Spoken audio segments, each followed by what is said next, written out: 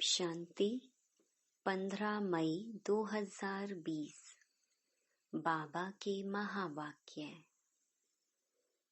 मीठे बच्चे, तुम्हारा मुख अभी स्वर्ग की तरफ है। तुम नरक से किनारा कर स्वर्ग की तरफ जा रहे हो, इसलिए बुद्धि का योग नरक से निकाल दो। प्रश्न: सबसे ऊंची और सूक्ष्म मंजिल कौन सी है? उसे पार कौन कर सकते हैं? उत्तर: तुम बच्चे स्वर्ग की तरफ मुंह करते, माया तुम्हारा मुंह नरक की तरफ फेर देती है, अनेक तूफान लाती है। उन्हीं तूफानों को पार करना, यही है सूक्ष्म मंजिल। इस मंजिल को पार करने के लिए नष्टो मोहा बनना पड़े। निश्चय और हिम्मत के आधार पर इसे पार कर सकते हो। विकारियों के बीच में रहते निर्विकारी हंस बनना, यही है मेहनत। गीत: निर्बल से लड़ाई बलवान की। ओम शांति। बच्चे जो सेंसिबल हैं, वह अर्थ तो अच्छी रीति समझते हैं। जिनका बुद्धि योग शांति धाम और स्वर्ग तरफ है, उन्हों को ही तूफान लगते हैं। बाप तो अभी तुम्हारा मुंह फेरता है। अज्ञान काल में भी पुराने घर से मुंह फिर जाता है, फिर नए घर को याद करते रहते हैं, कब तैयार हो। अभी तुम बच्चों को भी ध्यान में है, कब हमारे स्वर्ग की स्थापना हो, फिर सुख धाम में आएंगे। इस दुख धाम से तो सबको जाना है।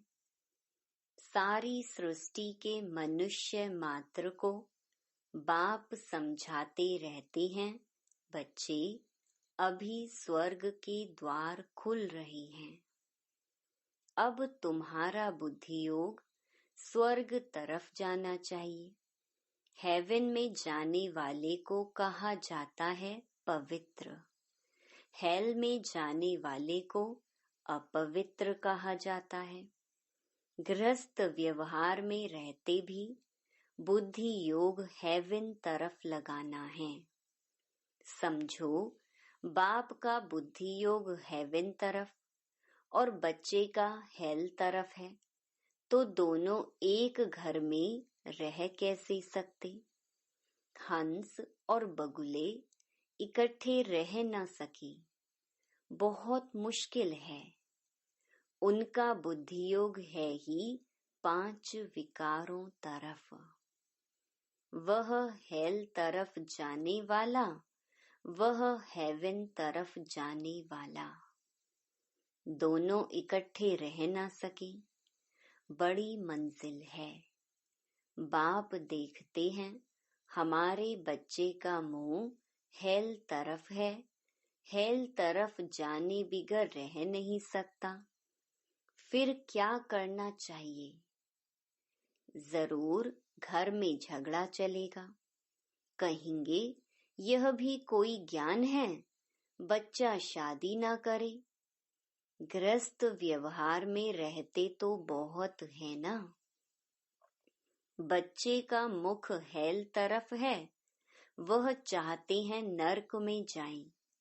बाप कहते, नरक तरफ बुद्धि योग ना रखो। परंतु बाप का भी कहना मानते नहीं। फिर क्या करना पड़े? इसमें बड़ी नष्टो मोहा स्थिति चाहिए। यह सारा ज्ञान आत्मा में है। बाप की आत्मा कहती है, इनको हमने क्रिएट किया है, मेरा कहना नहीं मानते हैं। कोई तो ब्राह्मण भी बने हैं, फिर बुद्धि चली जाती है हेल तरफ, तो वह जैसे एकदम रसातल में चले जाएंगे। बच्चों को समझाया गया है, यह है ज्ञान सागर की दरबार। भक्ति मार्ग में इंद्र की दरबार भी गाई जाती है। पुखराज परी, नीलम परी, माणिक परी, बहुत ही नाम रखे हुए हैं, क्योंकि ज्ञान डांस करती है ना। किस्म किस्म की परियां हैं, वह भी पवित्र चाहिए। अगर कोई अपवित्र को ले आए तो दंड पड़ जाएगा। इसमें बहुत ही पावन चाहिए। यह मंजिल बहुत ऊंची है, इसलिए झाड़ जल्दी जल्दी वृद्धि को नहीं पाता है। बाप जो ज्ञान देते हैं उसे कोई जानते नहीं। शास्त्रों में भी यह ज्ञान नहीं है, इसलिए थोड़ा निश्चय हुआ, फिर माया एक ही थप्पड़ से गिरा देती है। तूफान है ना, छोटा सा दीवा, उनको तो तूफान एक ही थपेड़ से गिरा देता है। दूसरों को विकार में गिरते देख खुद भी गिर पड़ते हैं। इसमें तो बड़ी बुद्धि चाहिए समझने की। गाया भी हुआ है, अबलाओं पर अत्याचार हुए। बाप समझाते हैं, बच्चे काम महाशत्रु है, इससे तो तुम्हें बहुत नफरत आनी चाहिए। बाबा बहुत नफरत दिलाते हैं अभी, आगे यह बात नहीं थी। हेल तो अभी है ना। द्रौपदी ने पुकारा है, यह अभी की ही बात है। कितना अच्छी रीति समझाया जाता है, फिर भी बुद्धि में बैठता नहीं। यह गोले का चित्र बहुत अच्छा है, गेटवे टू हेवन। इस गोले के चित्र से बहुत अच्छी रीति समझ सकेंगे। सीढ़ी से भी इतना नहीं जितना इनसे समझेंगे। दिन प्रतिदिन करेक्शन भी होती जाती है। बाप कहते हैं, आज तुमको बिल्कुल ही नया डायरेक्शन देता हूँ। पहले से थोड़े ही सब डायरेक्शन मिलते हैं। यह कैसी दुनिया है, इसमें कितना दुख है, कितना बच्चों में मोह रहता है। बच्चा मर जाता है तो एकदम दीवाने हो जाते, अथाह दुख है। ऐसे नहीं कि साहूकार हैं तो सुखी हैं। अनेक प्रकार की बीमारियां लगी रहती हैं, फिर हॉस्पिटल्स में पड़े रहते हैं। गरीब जनरल वार्ड में पड़े रहते हैं, साहूकार को अलग स्पेशल रूम मिल जाता है। परंतु दुख तो जैसा साहूकार को वैसा गरीब को होता है। सिर्फ उनको जगह अच्छी मिलती है, संभाल अच्छी होती है। अभी तुम बच्चे जानते हो, हमको बाप पढ़ा रही हैं। बाप ने अनेक बार पढ़ाया है। अपनी दिल से पूछना चाहिए, हम पढ़ते हैं व नहीं, कितने को पढ़ाते हैं। अगर पढ़ाएंगे नहीं तो क्या पद मिलेगा। रोज रात को अपना चार्ट देखो, आज किसको दुख तो नहीं दिया। श्रीमत कहती है, कोई को दुख ना दो और सबको रास्ता बताओ। जो हमारा भाती होगा उनको झट टच होगा। इसमें बर्तन चाहिए सोने का, जिसमें अमृत ठहरे। जैसे कहते हैं ना, शेरनी के दूध के लिए सोने का बर्तन चाहिए, क्योंकि उसका दूध बहुत भारी ताकत वाला होता है। उनका बच्चों में मोह रहता है। कोई को देखा तो एकदम उछल पड़ेगी, समझेगी बच्चे को मार न डाले। यहाँ भी बहुत हैं जिनका पति बच्चों आदि में मोह रहता है। अभी तुम बच्चे जानते हो स्वर्ग का गेट खुलता है। कृष्ण के चित्र में बड़ा क्लियर लिखा हुआ है। इस लड़ाई के बाद स्वर्ग के गेट्स खुलते हैं। वहाँ बहुत थोड़े मनुष्य होते हैं, बाकी सब मुक्ति धाम में चले जाते हैं। सजाएं बहुत खानी पड़ती हैं। जो भी पाप कर्म किए हैं, एक एक जन्म का साक्षात्कार कराते सजाएं खाते रहेंगे। फिर पाई पैसे का पद पालेंगे। याद में ना रहने के कारण विकर्म विनाश नहीं होते हैं। कई बच्चे हैं जो मुरली भी मिस कर लेते हैं। बहुत बच्चे इसमें लापरवाह रहते हैं। समझते हैं हमने नहीं पढ़ी तो क्या हुआ, हम तो पार हो गए हैं। मुरली की परवाह नहीं करते हैं। ऐसे देह अभिमानी बहुत हैं। वह अपना ही नुकसान करते हैं। बाबा जानते हैं, इसलिए यहाँ जब आते हैं तो भी पूछता हूँ, बहुत मुरलियाँ नहीं पढ़ी होंगी।